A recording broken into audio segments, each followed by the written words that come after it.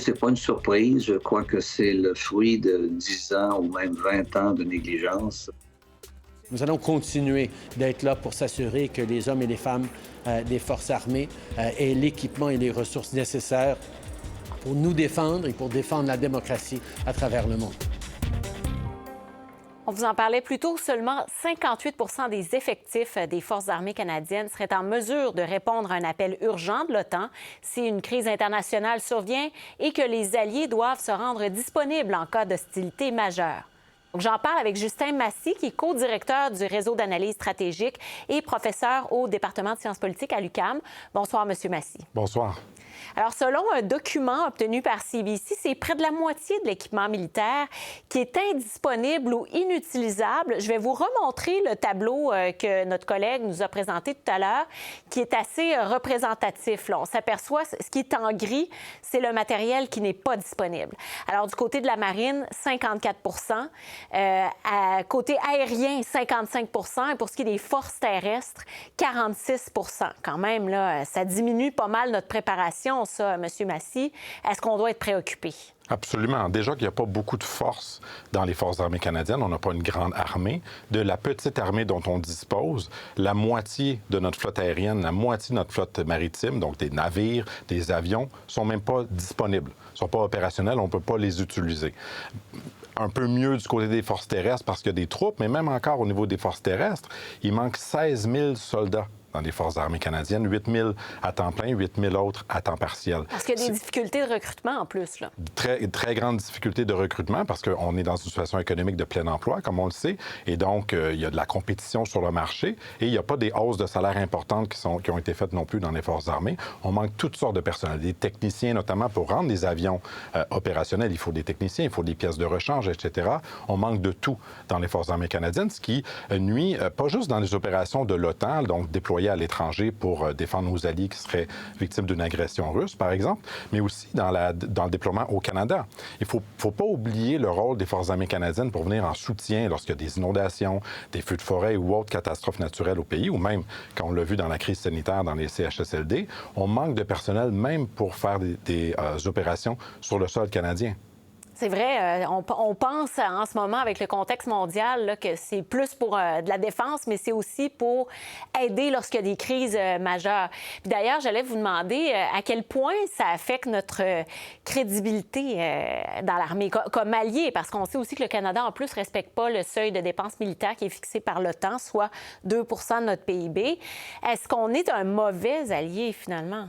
Bien, c'est sûr que la crédibilité est très faible parce que le Canada s'est engagé depuis 2014 à atteindre 2 de son PIB en défense. Et non seulement il ne l'a pas atteint alors qu'il devait l'atteindre cette année, en plus, il n'y a aucune prévision, aucun plan pour un jour atteindre un tel seuil. Donc, quand M. Trudeau dit qu'on va continuer à donner l'équipement pour les Forces armées canadiennes dont elles ont besoin, c'est pas vrai. Les chiffres ne mentent pas. La disponibilité opérationnelle en est la conséquence. Donc, l'influence que le Canada peut avoir auprès de ses alliés est grandement diminuée.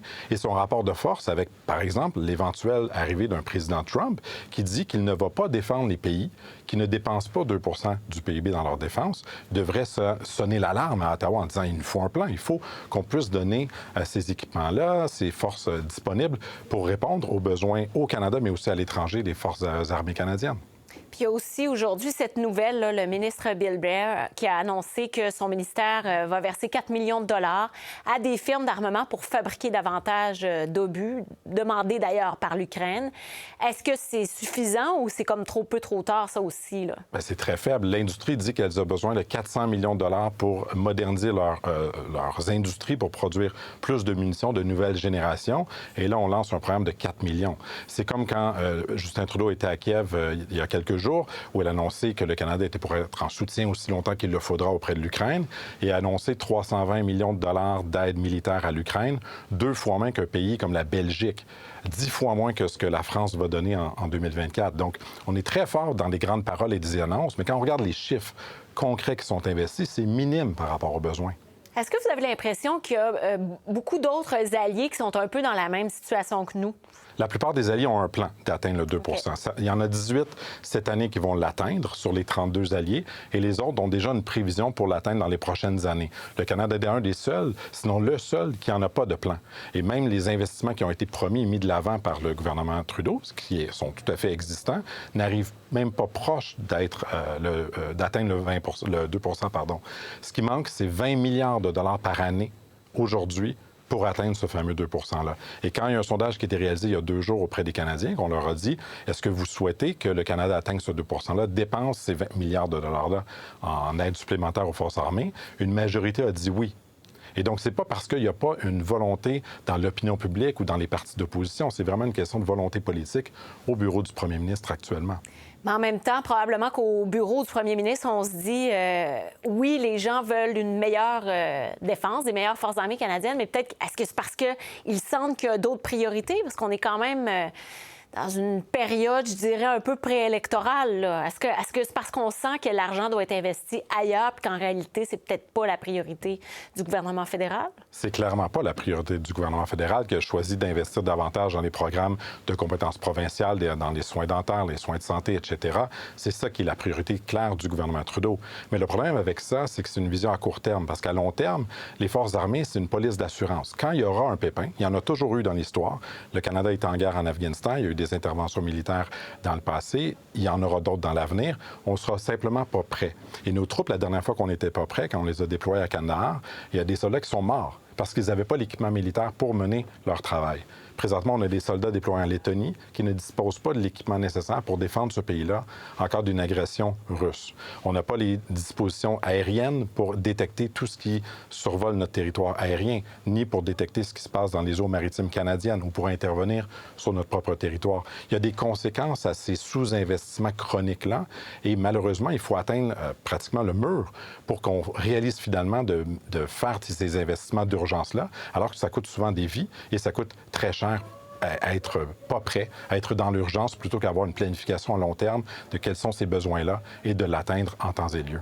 Puis on entendait juste avant vous un extrait d'une entrevue avec l'ancien brigadier général qui disait que finalement, c'est chronique. Alors, les gouvernements se renvoient la balle. Le problème, ça n'aura pas été juste le gouvernement Trudeau, si je comprends bien. Là. Absolument. Depuis la fin des années 90, donc que ce soit le gouvernement Chrétien, le gouvernement Martin, le gouvernement Harper, le gouvernement Trudeau, il y a eu systématiquement une réduction des dépenses militaires, avec une petite exception ces quelques années au début de la guerre à Kandahar, où il y a eu un investissement significatif, justement pour donner aux troupes canadiennes qui mouraient sur le champ de bataille l'équipement dont ils avaient besoin. Mais dès que la mission a été terminée, on a réduit à nouveau les dépenses militaires. Alors, on est toujours dans cette logique où il faut être frappé au mur pour pouvoir faire ces investissements-là. Et là, on parle de grands équipements qui coûtent des milliards de dollars, les navires, les avions de combat, etc. Et vu qu'on ne fait pas cette planification-là et que ça prend 10 ans, 15 ans, des fois 20 ans à avoir cet équipement-là, puisqu'on n'a pas investi à long terme, bien, on se retrouve dans une situation où on n'a pas tout simplement l'équipement pour mener des opérations aujourd'hui. Très intéressant, même si c'est préoccupant. Merci beaucoup, M. Massy. Je vous en prie. Au revoir.